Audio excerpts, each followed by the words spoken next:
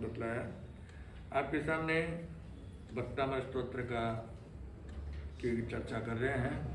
16वीं गाथा के अंदर क्या कहते हैं आचार्य श्री, निर्धूमवर्तिरपवर्जित तेजपूरा कृष्णं जगत्त्रयमिदं प्रकटीकरोति गम्यो न जातु मरुता चलिताचलानां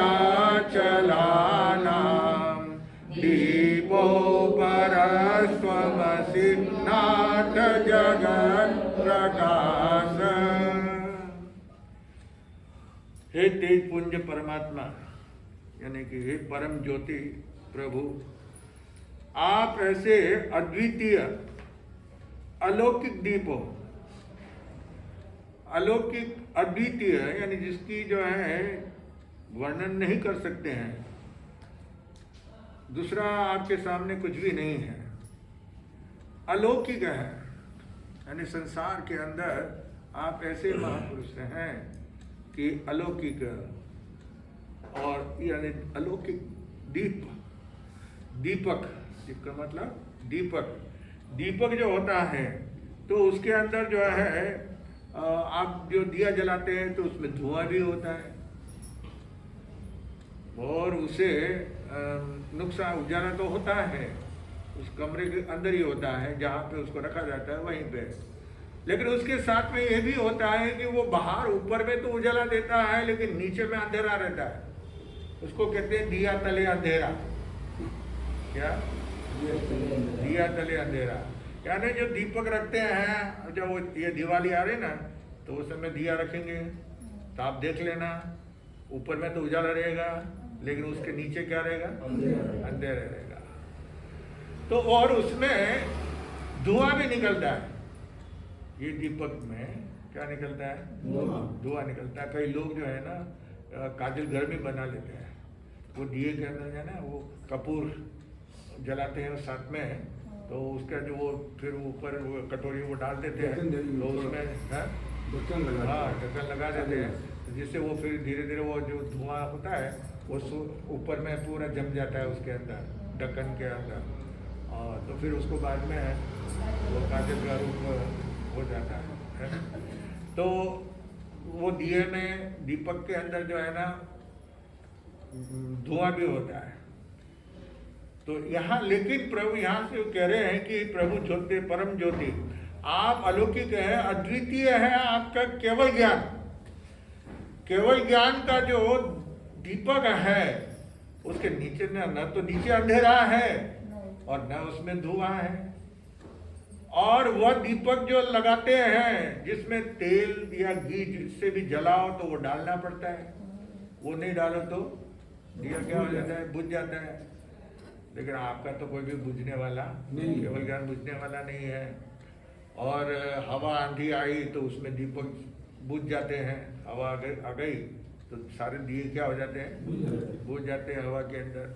लेकिन केवल ज्ञान की जो ज्योति है, जो ज्योति प्रकट है यहाँ के अंदर में, वह न तो कभी बुझती है न कभी जो है उसमें आग लगती है। इसलिए में तो आग भी लग जाती है ना, नुकसान भी हो जाता है, लेकिन केवल ज्ञान के अंदर तो नहीं है। तो ये इस गाथा के अंदर ही कर रहे हैं।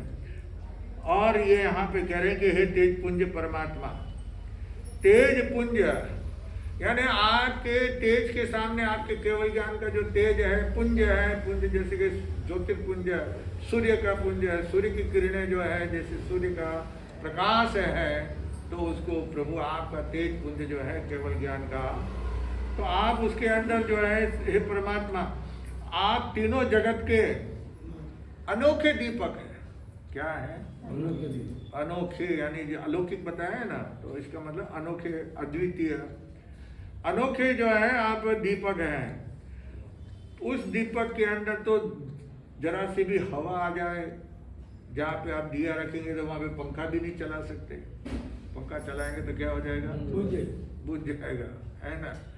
तो पंखे के अंदर वो दिया भी नहीं जला सकते। तो हवा लगती है, थोड़ी सी भी हवा लगती है तो बुझ जाता है।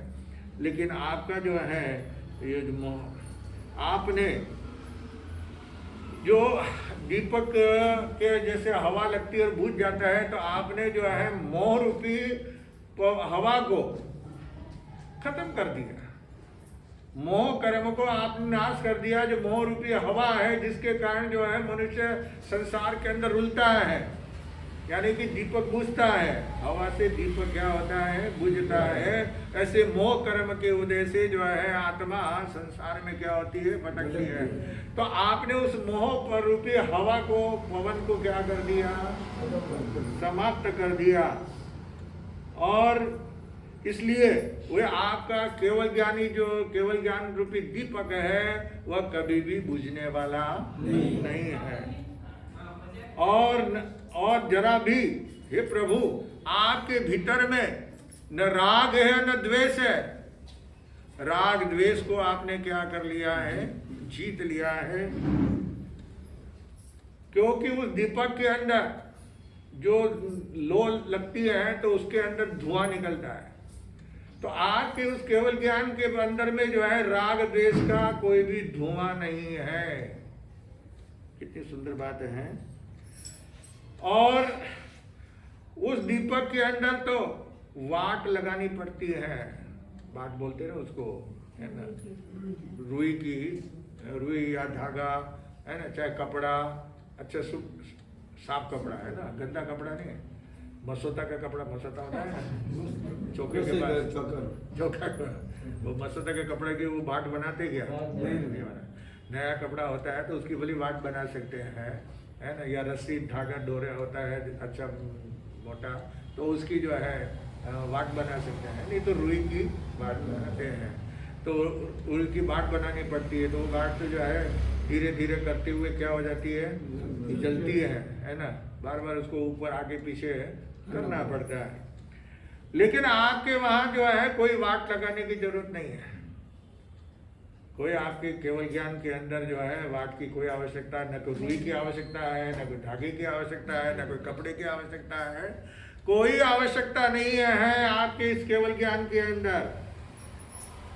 और उस दीपक को 24 घंटा लगाने के लिए आपको तेल घी का क्या करना पड़ेगा? बार बार उसमें तेल खत्म होता जाएगा, आपको तेल डालना पड़ेगा। या मान लो आजकल इलेक्ट्रिक का हो गया, आजकल दिए जो है दीपक के जो है ना, लालटेन वगैरह सब जो है ना, हाँ इलेक्ट्रिक आ गया। पहले वो मट्टी तेल, लालटेन जो है मट्टी तेल से जलते थे। आजकल वो मट्टी तेल लाने की जरूरत नहीं है। लालटेन का लालटेन नजर आता है और वो किससे चलता है? इलेक्ट्रिक से, है ना, करंट से चल रहा है।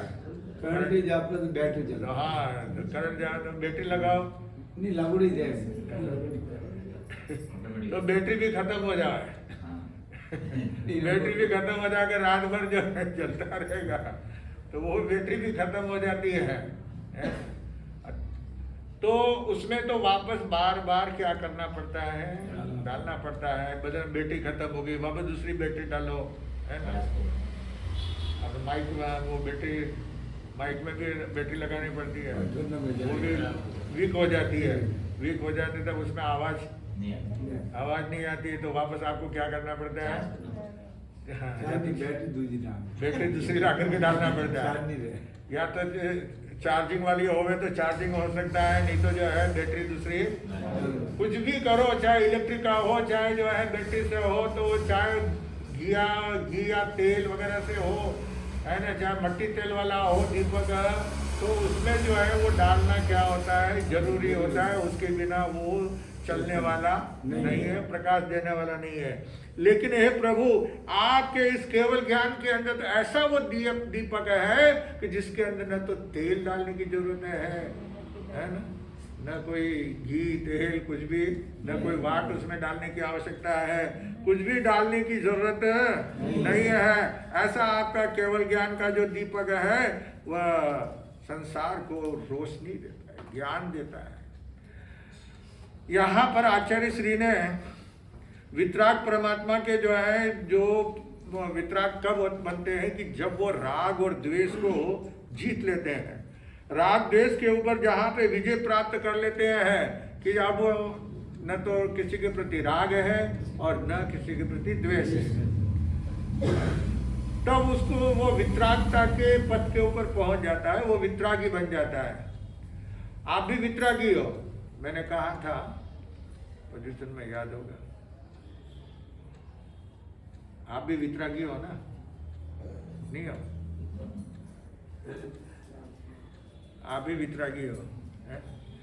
थोड़ा सा फर्क है, ज्यादा फर्क नहीं है।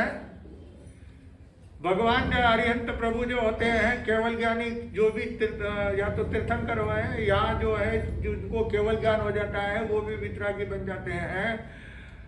तो वितरागी, वो वितरागी है, एक तईज है। आप वितरागी हो, डबल था। वित है ना, तो आप भी वितरागी हो, है ना? वो वितरागी है, आप भी वितरागी हो, है ना? बस थोड़ा सा फर्क है, आधा तक का, है ना? ज्यादा फर्क है नहीं है। तो इसलिए यहाँ पे जो आचार्य श्री कह रहे हैं कि प्रभु आप जो है वितराग परमात्मा के अंदर जो केवल ज्ञान रूपी दीपक जो प्रकट हुआ है, उसका महात्म्य, उसकी गुण गौरव गाथा आचार्य श्री जो है कितने सुंदर रीति से जो है उदाहरण दे करके वो समझा रहे हैं। दीपक जो है पर प्रकाशक है, पर प्रकाशक नहीं है। जो दिया होता है वह अपने आप प्रकाशित होता है, वह दूसरों को प्रकाशित भली उसको लगाते हैं तो भली हो जाता है। बाकी ऐसे जो है अपने आप को दूसरे को प्रकाशित कर सकता है? नहीं कर सकता है।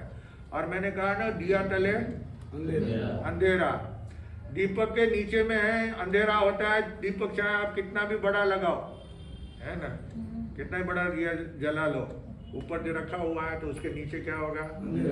बड़े हांडी रख दो भली, है ना, बड़ी हांडी रख दो तो उसके नीचे भी क्या रहेगा? अंधेरा रहेगा। उसका जितना वो गोलाकार जो आएगा हांडी का, उसके वहां तक जो है उसके प्रकाश नीचे नहीं आएगा। तो इसी तरह से जो है, परंतु आप जो है द्रव्य दीपक जो है मर्यादित क्षेत्र, उस जो दीपक है वो मर्यादित क्षेत्र, यानी आपके उस कमरे के अंदर, अब इतने बड़े हॉल में एक छोटा दिया आपने जलाया है तो इतने बड़े हॉल में ज्यादा वो प्रकाश नहीं देगा, है ना। तो छोटी जगह के ऊपर फिर भी वो प्रकाश दे देगा आपको, उसके अंदर नजर भी आ जाएगा।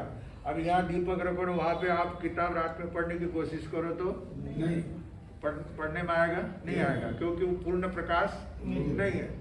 परंतु आपका केवल ज्ञान रूपी जो दिया है, दीपक है, वह तो जो है स्व पर है, प्रकाशक है और पर प्रकाशक भी है।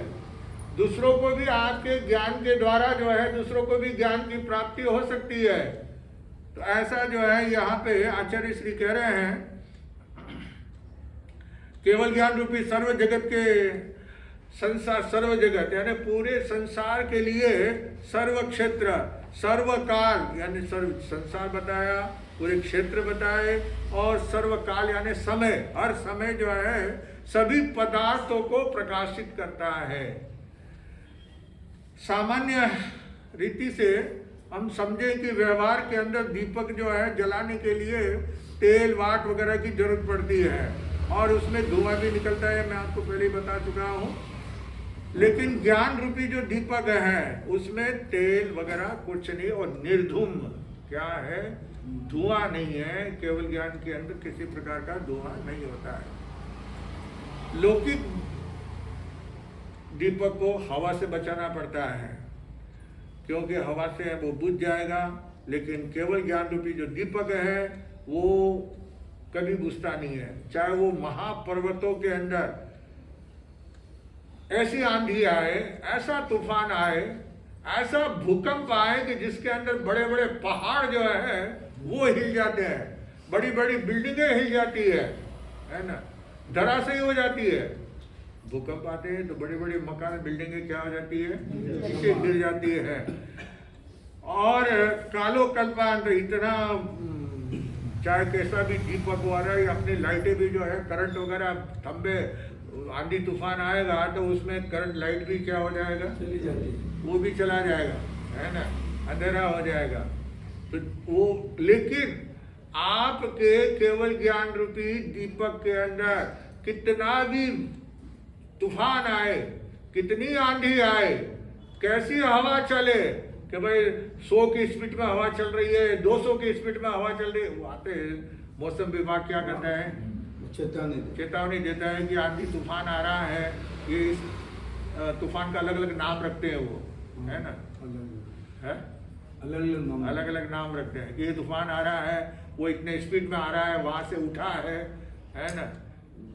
समुद्र में से क्या होता है, वो उठता है, प्रलय सरिका वो मचाता है, चारों तरफ झाड़ वगैरह, खंबे वगैरह सब टूट टूट करके पड़ जाते हैं। सीट जो मकान के ऊपर सीटें होती है वो उड़ जाती है हवा के अंदर, आंधी के अंदर, है ना। तो ऐसे जो है, लेकिन आपका जो केवल ज्ञान रूपी दीपक है, वो ऐसा भूकंप आ जाए, ऐसी आंधी तूफान आ जाए, पहाड़ को गिराने वाला आ जाए, तो भी आपके ज्ञान को कुछ भी फर्क नहीं पड़ता। चिन्मय है, केवल ज्ञान रूपी दीपक जो है शाश्वत है। मोक्ष में चले जाएंगे तभी वो आत्मा के अंदर ज्ञान है, वहां पे क्या सिद्ध आत्मा में केवल ज्ञान वहां पे आत्मा के अंदर है, वो कहीं जाने वाला नहीं है। चिन्मय है, एक बार आत्मा घर के अंदर प्रकट होने के बाद में उसमें लेस मात्र यानी एक अणु मात्र जितना भी, एक तिल मात्र जितना भी कुछ भी अंतर नहीं होता, कुछ भी फर्क नहीं पड़ता है। इसलिए केवल ज्ञान रूपी दीपक को जो है अलौकिक कहा है, अजब कहा है। अजब गजब का जो होता है, जैसे है ना कि अजब गजब यानी जो बातें नहीं होने वाली है। जैसे आज पेपर के अंदर पढ़ा है ना, थोड़ा सा ही पढ़ा, लंदन के अंदर जो है ना एक घर में चोर आया, गए थे, चोर आया, उसने वहाँ पे साफ सफाई भी की, वहाँ के कपड़े जो है वो भी धो दिए, बर्तन बासन भी साफ किए, खाना बनाया, खाया और चौका वगैरह सब साफ सफाई करके, है ना, एकदम नोट लिख करके गया, सुख में रहना, शांति से रहना, है खाना खा लेना, रस्सी बनी हुई है, खाना भी बना के गया, कुछ भी खाया और पीछे बना करके।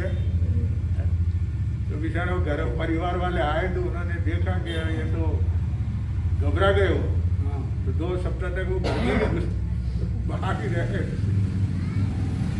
फिर पुलिस वाले ने उस चोर को तो पकड़ लिया, लेकिन कहने का मतलब है कि ऐसा भी अजब गजब का क्या होता है, ऐसा चोर कभी कि आपके कपड़े भी धो दे हुए, आपकी घर की साफ सफाई वगैरह सब कर दे हुए, बर्तन बासन वगैरह सब मांज दे हुए, है ना, चौका वगैरह सब सफाई कर दे हुए, तो मालूम नहीं पड़ेगा हमें खाना बनाया है, और आपके लिए रसोई भी बना करके जाए। अब ऐसा चोर तो अजब गजब का ही है ना, साताकारी चोर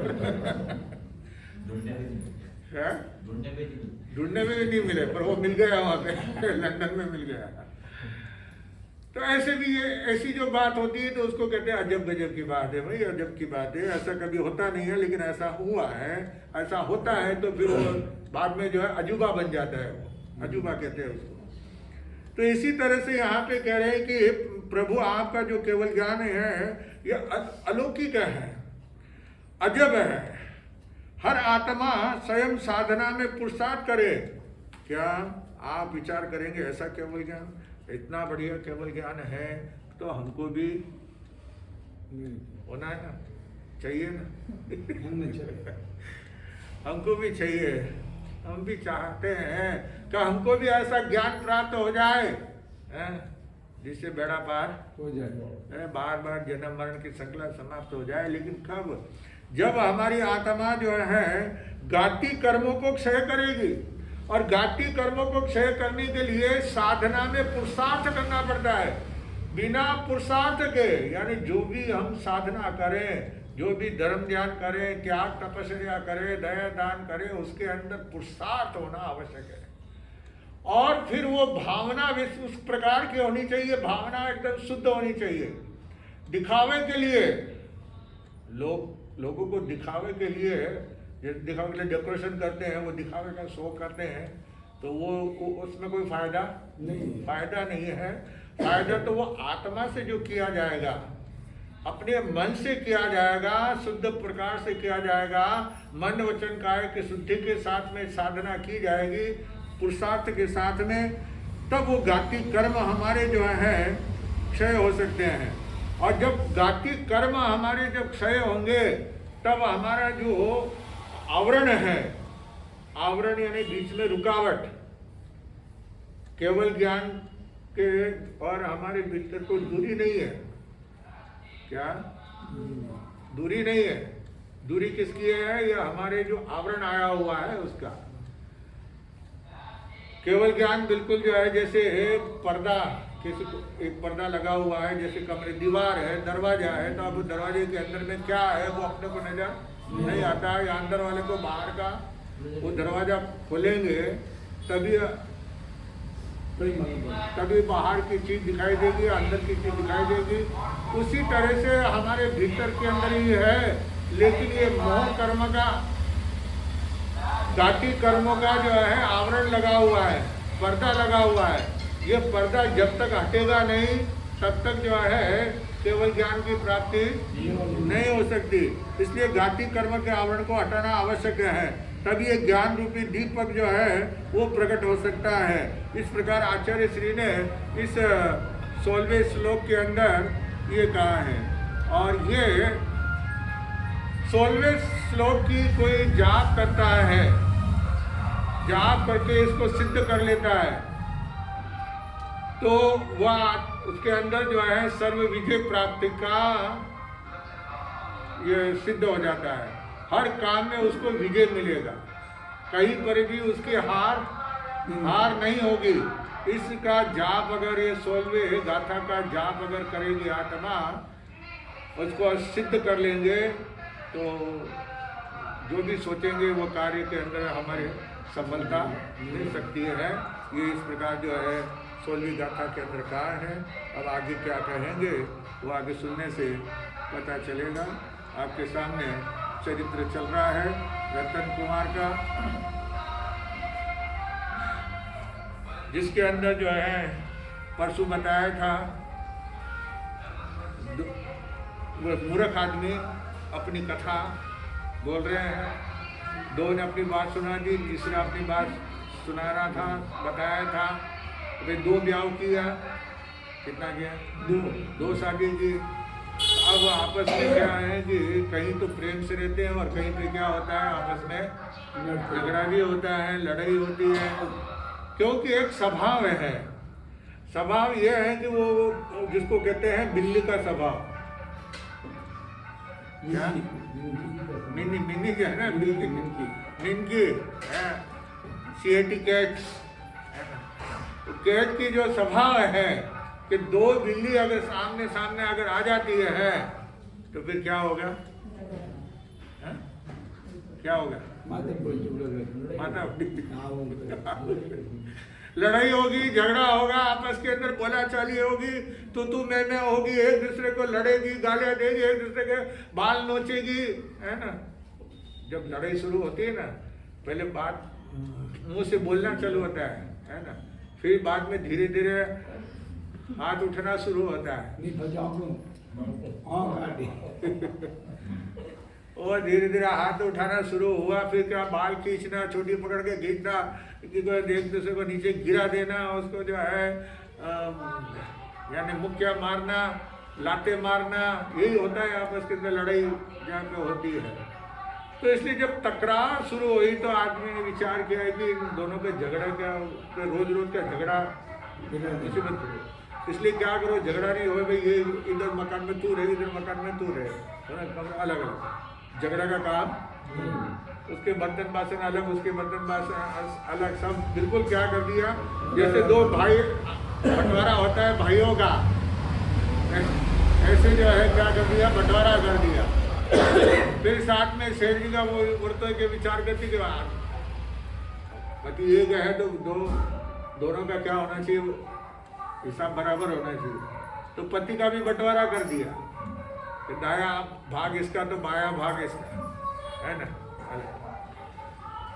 एक दिन वो शेर जी बाहर से आए तो वो पाँव धोने के लिए, है ना, तो उन्होंने बता रहा है कि पाँव धोने लगी मैं मेरी पत्नी तो वो दोनों पाँव उसने धो दिए। भले का काम किया। वो तो सोचना था, वो तो नहीं सोचा उसने, दूसरी ने, उसने तो ये सोचा तूने मेरा पाँव क्यों धोया, ये पाँव मेरा, तूने मेरे पाँव क्यों धोया। तो वो तो लकड़ी लेके आए, सीधे उसके पाँव के ऊपर क्या गए मारा। मेरे पाँव सेठ जी का क्या हो गया।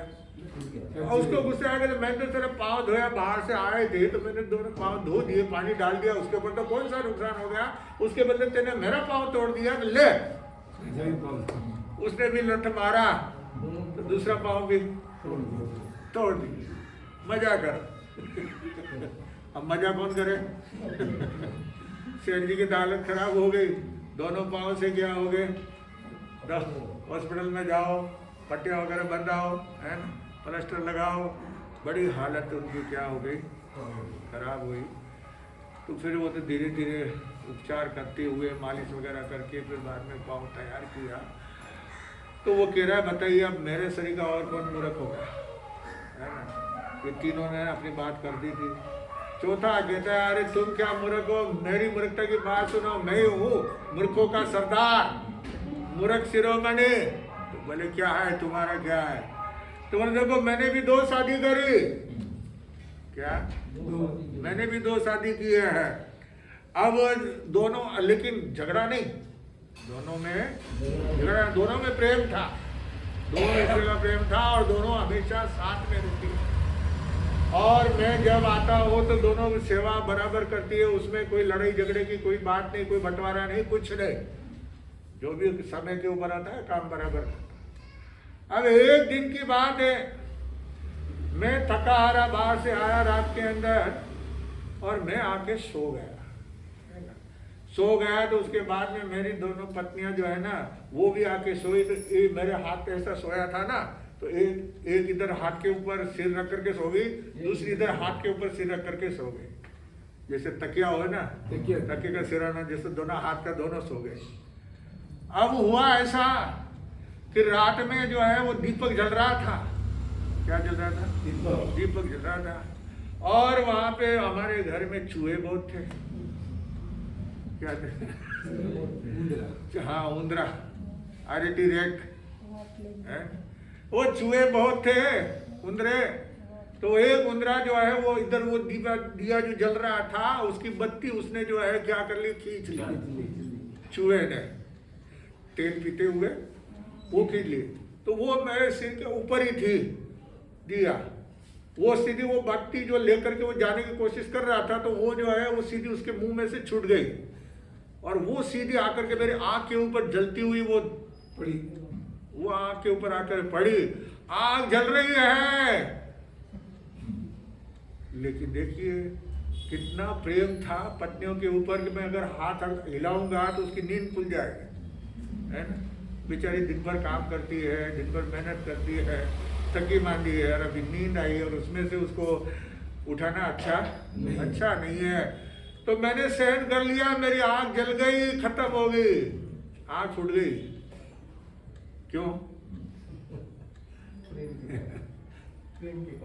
वो लो गिरी ना, जिसके अंदर जल करके क्या हो गई, मेरी आँख चली गई, अंदर तक जल गई, खत्म हो गई। अब वो दूसरी आँख भी नहीं लगती है।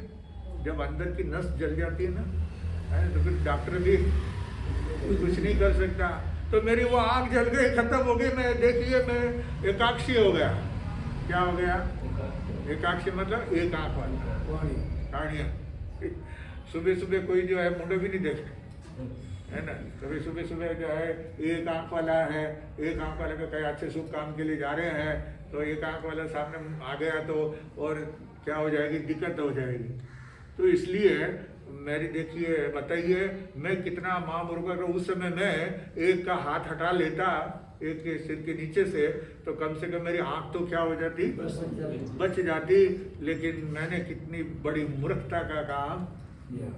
अब मेरे शरीर का मूर्ख और कौन होगा, मूर्खों का सरदार, मूर्ख शिरोमणि, क्या मेरे शरीर का। इसलिए उस स्त्री ने मुझे नमस्कार किया है। चारों जने जो है ना, चारों जनों की बातें हो गई, है ना। एक तो ससुराल गया, दूसरा भी ससुराल गया, एक ने तो जो क्या की है, मक्खी खाई, दूसरे ने गेने खोए, ज्ञान को 10 लड्डू के चक्कर, 10 लड्डू बचाने के चक्कर के अंदर गेने खोए, और तीसरे ने जो है अपनी टांगे तुड़वाई है, और चौथे ने, अब बताइए सबसे ज्यादा मूर्ख कौन है? शिरोमणि मूर्ख के सरदार है। ये कहानी सुना करके यमघंटा जो वेश्या है, यमघंटा उन चारों व्यापारियों से कह रही है कि वो चारों जो है मूर्ख के सरदार थे, उन्होंने कितना बड़ा मूर्खता का काम किया, वो ही मूर्खता का काम तुमने किया है। तो तुमको जो है क्या करना पड़ेगा? वो जिसके तुम सोच रहे हो कि वो रतन कुमार का जहाज हम ले लेंगे, सातों जहाज और उनके अंदर जो संपत्ति है, किराना का माल वगैरह है, यानी कितने करोड़ों का माल है, सबके हम क्या करेंगे? ले लेंगे। जहाज भी लाखों रुपए का जहाज होता है, बड़े बड़े जहाज है ना, तो वो सब हमारा अधिकार में आ जाएगा। तुम ये जो सोच रहे हो ये कभी होने वाला नहीं है, क्योंकि वह जो है, क्योंकि वो व्यापारी है, और व्यापारी जो होता है वह बहुत होशियार, व्यापार करने के लिए दुकान पे बैठा है, तो अगर होशियार नहीं हुए तो कहीं गेलो बन जाए, है ना। दुनिया उसको जो है क्या कर देगी? पागल बना देगी। तो अपना जो पूंजी है, घर की पूंजी है, वो कमाने की तो बात दूर रही, जो घर की पूंजी है वो भी क्या कर देगा? नाश कर देगा, खत्म कर देगा, दुकानें उड़ जाएगी। तो इसलिए वो पागल नहीं है, परदेश में निकला है व्यापार करने के लिए। तो वो तुम्हारे शरीर के बहुत सारे, उनको तो व्यापार धंधे के अंदर जो है लोग मिलते हैं। व्यापारी को तो कितने प्रकार के ग्राहक, कितने कैसे कैसे लोग आते हैं, सबको क्या करना पड़ता है? बोलो, निपटाना पड़ता है ना, है? अगर वो ऐसे जो है वो घर गंवा करके साहूकार बनेगा तो कैसे बनेगा? घर गंवाया नहीं जाता है, घर को बचाया जाता है, घर की रक्षा की जाती है, अपनी जो पूंजी है उसकी रक्षा करके और कमाया जाता है, लेकिन गंवाया नहीं जाता है। तो इसलिए तुम जो है ये दिन में जो नींद ले रहे हो, है ना, और सपना देख रहे हो, नींद के अंदर दिन में ही सपना देख रहे हो कि हमें जो है ये महल मिल जाएगा, ये धन संपत्ति मिल जाएगा, ऐसा कभी होने वाला नहीं है। ये सब मूर्खता के लक्षण हैं। इसलिए तुम जो है क्या करो?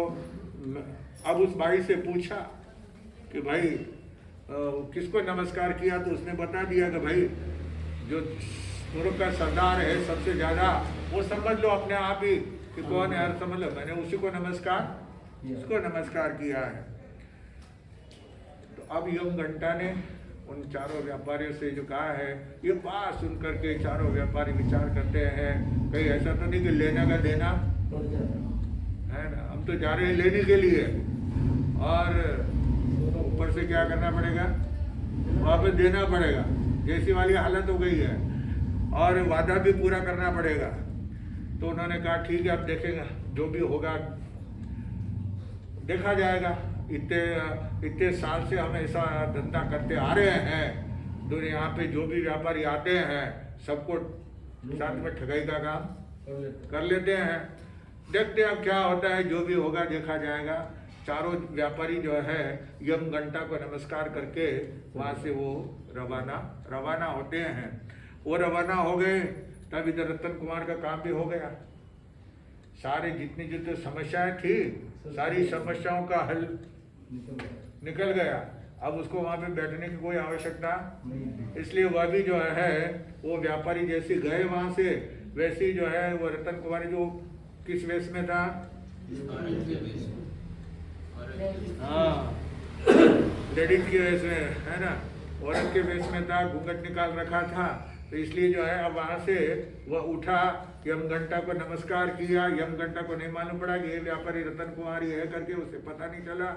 यमघंटा से सीधा जो है वो रतन कुमार सीधा रणघंटा के पास में आया। उसकी बेटी, यमघंटा की बेटी जो है रणघंटा, उसके पास में आया और उसको बहुत उसका आभार माना कि तुमने जो है बड़ी समस्या से के अंदर मेरा जो साथ दिया, मुझे जो सहयोग दिया और जो रास्ता बताया और मुझे वहाँ पे बिठाया तुमने, जिसकी वजह से मेरी सारी समस्या का क्या हो गया, हल समाधान हो गया है।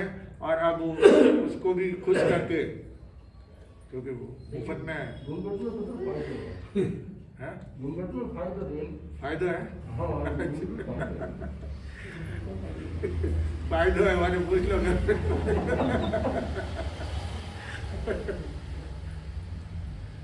आप तो दुकान पे बैठ जाओ, कुर्सी के ऊपर हवा अच्छी हवा, ठंडी हवा खाओ, है ना। घर में बैठो तो पंखा के नीचे बैठो, हवा खाओ, और चौका के पास में तो वहीं बैठना पड़े ना गर्मी हो चाहे कैसी भी हो, चौका के पास रसोई कौन बना है? लेडीज में हाँ, जेंट्स को हजार में एक आदमी रहे हजार। हाँ, तो कैसा एक दिन घर संभालना पड़े अपने को, है ना, बाल बच्चे को संभालना पड़े, उसके दिन भर वो पेशाब करता है, लेटरिन करता है, छोटा बच्चा है, तो उसका जो है बोलो एक दिन में परेशान हो जाएंगे। नहीं, एक दो दिन तो संभाल ये बड़ा हो जाएगा कहीं तो अपने को ये कहते हैं ना भाई, दूसरे की थाली में घी ज्यादा नजर आता है, कहावत है, दूसरी थाली में घी ज्यादा रहता है। कि आप देखो खाने के लिए बैठेंगे ना, मान लो खिचड़ी खाने के लिए बैठे हैं, खिचड़ी रखिए, पुरस्कार करिए, आप बैठे पास में, तो घी लाके डालते हैं, खिचड़ी के अंदर डाला है, तो आपको क्या लगेगा? उसकी थाली में घी ज्यादा है, स्वाभाविक है। मैं छोटा था ना, हम दोनों भाई दीक्षा मिली उसके पहले घर में, है ना, तो हम वही झगड़ा होता था, चाय पीते थे कप के अंदर, तो मैं बोलता था उसको ज्यादा दिया, उसको ज्यादा दिया, यही झगड़ा और कुछ नहीं हमेशा हमको जो क्या होता है, दूसरे की थाली में घी ज्यादा नजर आता है ना। अपने पास में कितनी भी पूंजी हो वो अपने को नहीं दिखाई देती है, लेकिन दूसरे के पास में ज्यादा दिखाई देती है कि उसके पास में क्या है, पूंजी ज्यादा है, वो ज्यादा कमा रहा है। अपनी तकदीर का, सबको अपनी अपनी तकदीर का क्या होता है, अपनी अपनी तकदीर का मिलता है, तो उसके लिए जो है मन में किसी प्रकार का ज्यादा कोई विचार करने की आवश्यकता नहीं होती। लेकिन हमारा ये एक स्वभाव है मनुष्य का, तो इसलिए यहाँ पे रणघंटा को जो है वो दे करके उसे विदा किया। फिर उसके बाद में वो सीधा अपने स्थान के ऊपर आया, वस्त्र चेंज किया दी उसने, फिर अपने मित्र को जो साथ में आया ना, साथ में पिताजी ने साथ में भेजा है, उसको मित्र को बुला करके सारी बातें उसको बताई, अब क्या करना है। बोला अब एक ही काम है, अपने को यहाँ के राजा के पास में जाना चाहिए। अब वो राजा के पास में जाएंगे, राजा से कैसे बात करेंगे और आगे क्या समाधान होगा वो आगे सुनने से पता चलेगा। ओम शांति। बचकान एकासना एकदम बदसना पाठम खायम सायम मनन ठना बगरम नत्रा गन। वो श्री एकासना करने वालों को धन्यवाद। आइंडिल